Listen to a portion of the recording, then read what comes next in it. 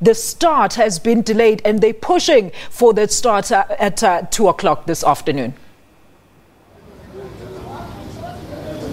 Yes, that's right, Alicia. This specific venue right here in Soweto has caused a number of delays for this conference. Now, that's because we do know that this conference was supposed to at least kick off at around 9 o'clock this morning, but we've been unable to kick off this conference because there's been a number of problems in terms of the registration for the branch delegates. Another problem that has been picked up at this specific venue is the issue around the KZN delegates. Now, they've said to be here this morning, and they found that while trying to do their registration, they found that some other people have been registered under their names. So this, Alicia, has caused the Secretary General of the ANC to come here this afternoon to come and iron out and sort out the issues which have plagued this conference right now. We are expecting him to arrive at any moment now, and that's because he needs to sort out the problems going into the conference. The conference has been delayed, Alicia, and the conference is set to now only begin at around 2 o'clock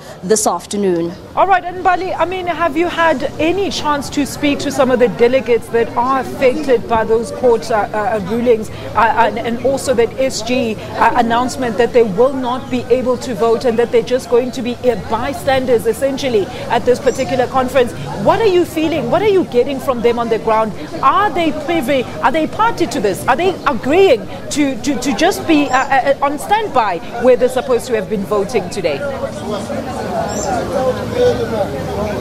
Well, Alicia, I've been unable to speak to those specific branch delegates from the Northwest, KZN, and also from the Free State, because right now here at this specific center, we have the Gauteng delegates who are still under registration. Right now, I've only spoken to people from the Tshwane regions, and they're saying that they have not been affected by any of the court rulings, and they're saying that they will still go ahead and be voting during this conference this afternoon. All right, and what else have you picked up for us on the scene, Mbali? Are you getting any people coming with grievances? You know, this is crunch time where everybody wants to voice their opinion, particularly with what we've seen as a build-up to this conference today.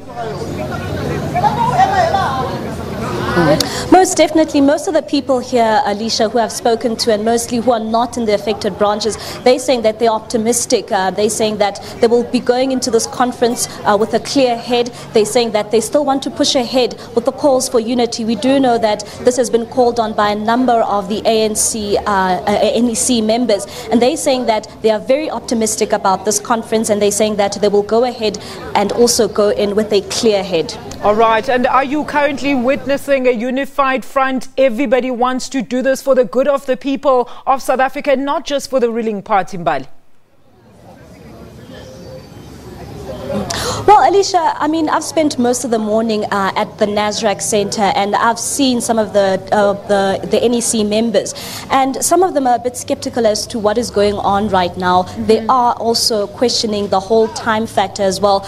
We spoke to the SG this morning, and he was also sort of saying that they need to go into this meeting before they actually hold this conference going forward. And I suppose that meeting as well, it was for them to come together and also speak with one voice going into the conference and speaking to their delegates. All right, and of course, Mbali, as you've just indicated, you buy the Gauteng delegate side. Do tell us, we do know that this is, of course, the faction that is rumored to be fully behind CR17. Tell us about that. Have they been going out in full force showing their support, even at this conference in particular, where we know they're still got to make their mark? Are they showing any interest on the scene that they are fully supporting Ramaphosa?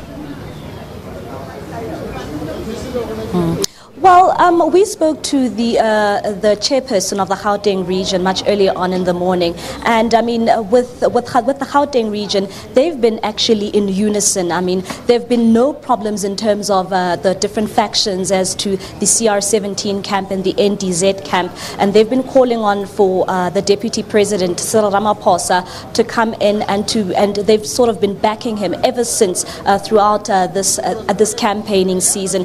And I mean, Alicia, if you look around here, specifically at this specific voting, or rather this registration center right here in Soweto, I'm spotting a lot of cars with stickers and banners written CR17 on their sides. But some of the delegates here, because we do know that the branding has also been banned for this specific conference because the ANC says that it doesn't want any factions going forward.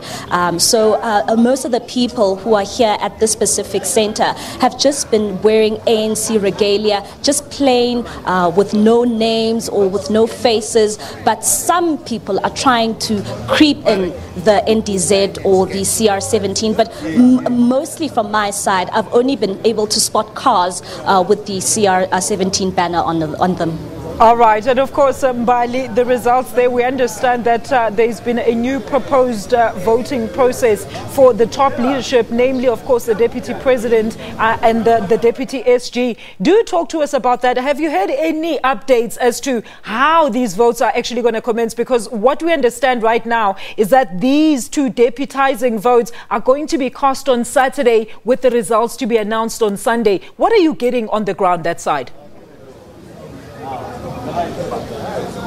Well, Alicia, in terms of the voting process, the ANC will, of course, nominate this afternoon. This process was supposed to start at around sort of like in the evening. Going forward, they will still remain and vote for the ANC's top 6. From then onwards, then tomorrow, after that announcement of the officials, then, of course, the voting of the NEC will also continue. But I know that one of the policies that the ANC did speak of much earlier on in the year, and this stems from the policy conference, was the whole issue around letting the loser, or rather the loser of the ANC president, to assume the position of the deputy president. So we do not know how far those talks have become, but speaking to the ANC and the ANC Zizi Kodwa earlier on in the morning, he was saying that they've changed the whole procedure of the voting processes of the ANC. So it will no longer be where the delegates will be voting for an individual, but now they will rather be voting as a collective. So they will, when they vote this afternoon, or rather tomorrow, they will only be voting for a final top 6, and will just not only be voting for one specific person at a time. All right, and Mbali, while we're still on voting, I mean, there's been allegations of brown envelopes and vote buying. Do tell us, has the party sought any solutions to try and address this before people actually go into those booths to cast their votes? Well, Alicia, we do know that as the registration process is going through right now, they will be going through the issue of credentials as well. And that's when they will be also sorting out which delegates will be able or eligible to vote at this process. So going into this conference, we will be seeing much later on when we speak to the SG in terms of how many voting delegates will be allowed to go in. So that's when we'll get a clear picture as to what's going to be happening then. Mbali, will definitely touch base with you later on. That is our reporter from the UJ campus, Mbali Sibayoni, and she's just giving us the way things are going from that side. That is where the Gauteng delegation is currently, of course, registering. We do know that the start time has been pushed from 9 o'clock. There's been serious delays. And of course, we saw the SG saying that they are currently attending to those. And in no time, we're expecting the SG to also give an announcement. But he did announce that all the nullified provinces, as pronounced by the courts, will not have the voting powers. Let's go back now to Nazareth, where Leanne and Peter are standing by.